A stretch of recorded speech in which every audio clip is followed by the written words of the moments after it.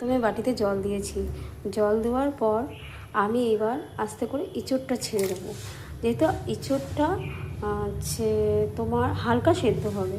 দেখতেই পাচ্ছ এঁচোড়টা ছেড়ে দিয়েছি। মোটামুটি এঁচোড়টা সেদ্ধ হয়ে গেছে। এখন আমি এঁচোড়টাকে নামাবো। ছেঁকে আমি অন্য একটা পাত্রে ঢালছি। দেখতেই পাচ্ছ আমি এঁচোড়টাকে ছেঁকে আমি অন্য একটা পাত্রে ঢেলে নিলাম। একটু সাদা জিরে দেখতেই পাচ্ছ, তারপরে দিলাম তেজপাতা। তেজপাতা সাদা জিরে দিয়ে একটু নাড়াচাড়া করে একটু লাল হয়ে গেল। তারপরে আমি একটু আলু দিয়ে দিলাম। আলুটা দেখতেই পাচ্ছ। এবার এই আলুটা একটু হালকা লাল হবে।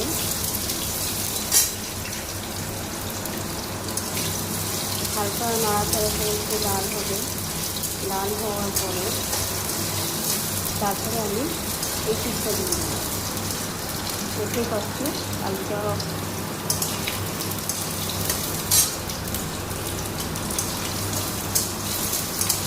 একটু ভাজা ভাজা হয়েছে। দেখতেই পাচ্ছি একটু ভাজা ভাজা হয়ে গেছে আলুটা। তো আলুটা ভাজা ভাজা হয়ে গেছে।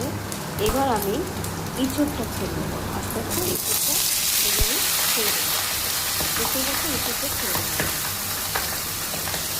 এবার এঁচোড়টা এবার একটু আমি নাড়াচাড়া করে নেবো। দেখতেই পাচ্ছি এঁচোড়টা এবার আমি নাড়াচাড়া করে নিচ্ছি।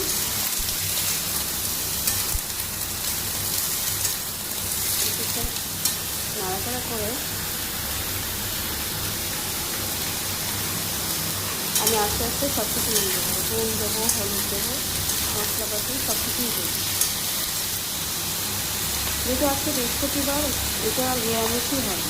নিরামিষ কিছু রান্না করা হবে। দেখতেই পাচ্ছ এই যে 1 চামচ নুন দিলাম, আর একটু দিলাম। তারপরে দেবো হলুদ।